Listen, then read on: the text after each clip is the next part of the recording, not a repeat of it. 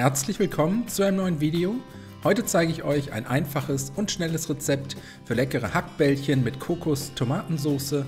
Dafür als erstes 500 Gramm Hackfleisch, halb Rind und halb Schwein in eine Rührschüssel geben, ein großes Ei sowie einen Teelöffel Sambal Oelek dazugeben, außerdem eine richtig gute Prise Salz sowie frisch gemahlenen Pfeffer. Anschließend alles einmal gut miteinander vermengen, damit sich alle Zutaten gleichmäßig verteilen können und die Hackmasse erstmal kurz zur Seite stellen. Weiter geht's mit der Soße, dafür eine große Zwiebel abziehen und fein hacken. Außerdem habe ich hier noch 2 Knoblauchzehen, ebenfalls abziehen und fein hacken und zum Schluss noch ein kleines Stückchen Ingwer, schälen und dann ebenfalls in feine Würfel hacken. Wenn das erledigt ist, eine große Pfanne mit einem guten Schuss Öl erhitzen. Jetzt kommen Zwiebeln, Knoblauch und Ingwer in die Pfanne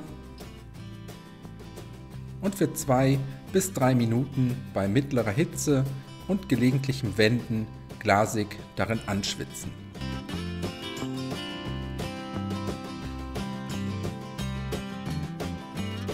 Danach kommen die Gewürze dazu, einen gehäuften Teelöffel süßes Paprikapulver, außerdem einen gehäuften Teelöffel Currypulver, die Gewürze ganz kurz mit anrösten und anschließend alles mit einer Dose gehackten Tomaten sowie einer Dose Kokosmilch ablöschen, alles einmal gut umrühren,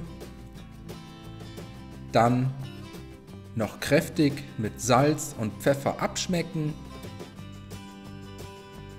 zum Kochen bringen und jetzt müssen wir nur noch die Hackbällchen dazugeben.